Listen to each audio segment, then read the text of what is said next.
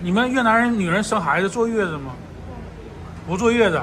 我跟大家说，其实我知道他们不坐月子，他们就生完孩子没2天就活蹦乱跳的了，不像咱们中国这个国内这个妇女们，然后那这娇气。哎，你给我们讲一讲越南娶媳妇到底花多少钱？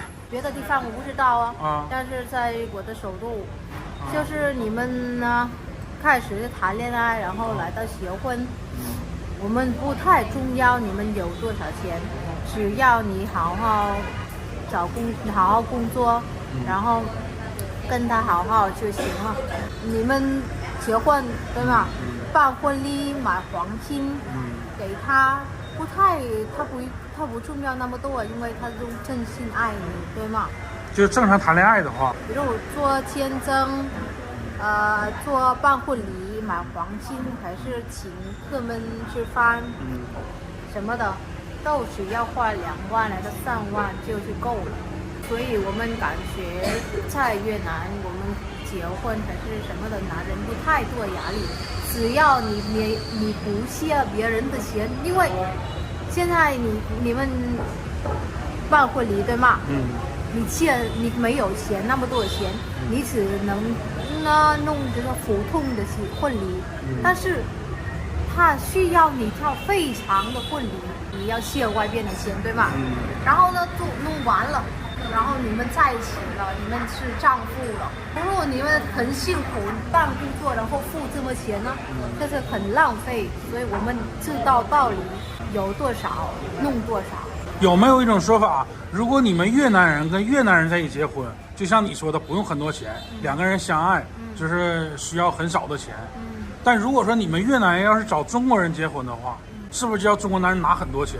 他有多少，他的能力有多少，弄多少，办婚礼多少就行，没事。据中国人在中国的媒体上了解，不是这样的，娶个越南老婆需要几十万人民币、30万人民币，甚至50万人民币。然后越南老婆喜欢跑吗？不是这样的，他肯定只要骗你钱。那你感觉第一次你见面一个人不是越南人，可是别的国家，对，然后他同意借给你，因为什么？不是因为钱啊。对呀。对呀，不能。我感觉我们可以谈恋爱，然后还来了解对方，对吗？对。然后来到结婚，可以用真诚的心就是行。你知不知道在中国，很多年前流行越南新娘，然后他们跟中国男人回到家之后，然后一段时间，有的生完孩子，有的没生孩子，就跑掉了，就跑回越南了，然后中国的男人找不到他。不是，因为都是介绍的人，对吗？他有很少人可以留在中国，但是我感觉就是她的老公以为对她不好是吗？以为他我买你了，你要服务我，然后什么的，对吗？然后他感觉他的老婆感觉他不尊重他。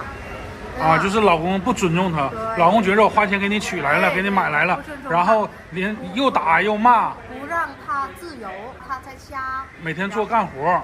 对，但是不能去自由去外边，然后玩还是什么的。不给他自由，不让他跑。感觉我在越南有自由，有声音，对吗？但是在这里，我嫁给他了，他不尊重我，我不是全斗啊。我说有很少中国男人可以打老婆，那你感觉他能不能不好吗？因为他嫁给一个人，来到很远他的地方，他的老家了，他很孤单，对很孤单嘛，他要一个人可以了解他，介绍他。但是他不懂，她的老公不让这么样，她肯定不高兴了。她同意嫁给了中国人，因为要让她老下有好的生活。我们现在还有一种传言哈，就是你找了个越南老婆，你要养她的弟弟，养她的哥哥，养她的爸爸妈妈。就是像在中国，我找一个女朋友，我娶个老婆，我只需要养你就可以了，但我不需要养你的父母，不需要养你的妹妹、姐姐、弟弟。但是在越南，你要娶这个女孩，你要养她的全家，有没有这一说法？一个外国人，嫁给一个外国人，对吗？他可以找工作，但是在中国不是这么样。比如我们嫁给中国人，制服不让我们找工作，对吗？啊，就是你们要是嫁给中国人的话，就是不可以工作的。对，然后呢，就是我们没有钱，对吗？我们没有钱，不可以贴补家用。只要看老公当工作，然后给钱回家，对吗？然后呢，父母在家没有钱，他老了能当什么工作，对吗？要养他。